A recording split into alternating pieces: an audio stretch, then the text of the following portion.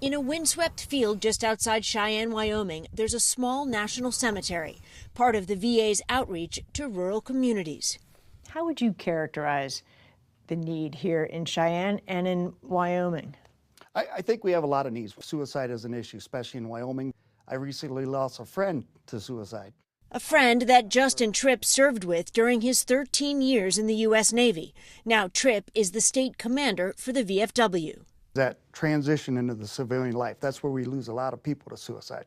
The veteran suicide rate in Wyoming is 50% higher than the rest of the country.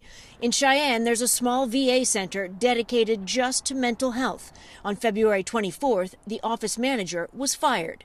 A Marine veteran, she was one of the thousands of probationary federal employees fired by email for their performance.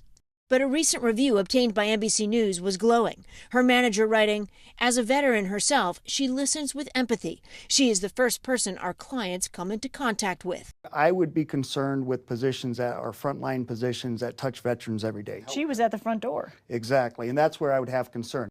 The politics in Wyoming are pretty clear-cut. 71% of the cowboy state voted for Donald Trump, but the veterans we've been speaking to say they don't want this to be about politics, and with cuts to the VA looming, some of them are feeling a real sense of unease. Last week, 2 federal judges ruled the firing of probationary federal employees was unlawful. But the VA has set a goal of cutting 60 to 80,000 more jobs. We're going to accomplish this without making cuts to health care or benefits to veterans and VA beneficiaries. Tripp says he would welcome more efficiency, but he hopes decision makers will visit Wyoming first. I think getting that personal touch would make a difference. The government, he says, needs to honor its contract with veterans. Why is it this country's responsibility to take care of those veterans? Because we served when called.